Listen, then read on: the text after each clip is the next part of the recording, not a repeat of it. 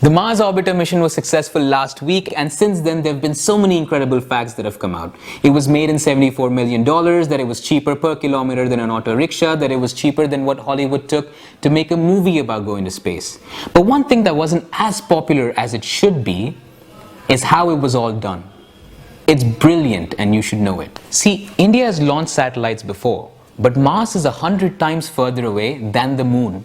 You need an incredible amount of thrust to get it directly from here to there, and the US did that. They made a super powerful launcher that can do the job. Since our satellite was a little lighter than theirs, we tried to do it a little differently. We thought instead of making a new powerful launcher, we have an old launcher that is not that powerful, but what can we use along with it that is available for cheap that can get us all the way there? We used gravity to make it happen, because nothing is cheaper than free. Wait, what? We use gravity to get away from the grip of gravity? That's exactly what makes it interesting. So we use something called the interplanetary slingshot to get it all the way there. We use Earth's gravity to gather speed, the sun's gravity to travel, and then Mars's gravity to get closer to it. You beautiful, beautiful people at ISRO. And that's not even the most impressive part. The most impressive part is that the entire program was developed and built right here. Just to put that in perspective, America still uses Russian equipment. Japan tried to build their own and their mission failed. China used Russian equipment and they couldn't get off the launch pad. And young ISRO quietly did it all on its own.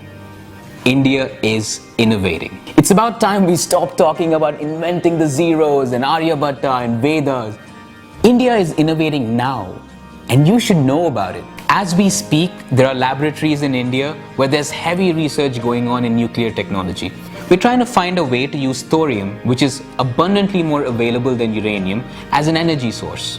The number of papers we've submitted on this is twice as much as any other country. And we even have a plant that's scheduled to come up in 2016. That is huge because India has the highest reserves of thorium in the world. Our energy problems could be solved forever. India is innovating. They say Indians are only good at managerial jobs and dog work. So these two guys went to find out if that was true. They went to talk to heads of innovations of major companies like Google, Microsoft and Intel to ask them if this was true. As it turns out, these heads of innovations were Indians, not people of Indian origin, people who came through the same rote education system here. India is innovating. 750 multinational companies have set up their research and development offices in India. Research and development, the core of their innovation, not call centers, not data feeding, research and development. IBM has 70,000 Americans and 150,000 Indians. The number of usable patents India puts out is as much as any other country. Flights can land in zero visibility and fly without collision because of Indian patents. India is innovating. There is so much innovation happening and it's just the beginning. We can do so much more. We need to stop being engineering graduates and be engineers. Engineer something. We need to stop being drafting experts and be designers. Make something. We need to stop making the aim of our lives to settle down and look to steer something up. See, when you say India is not innovating, we're not talking about the soil, the land, or the territory. India in that sentence is the people. That's you and me. So we're taking the first step. We're building a platform for innovators. We've made a page called The Makers of Things, where on a regular basis, we're looking to find and feature innovators throughout India.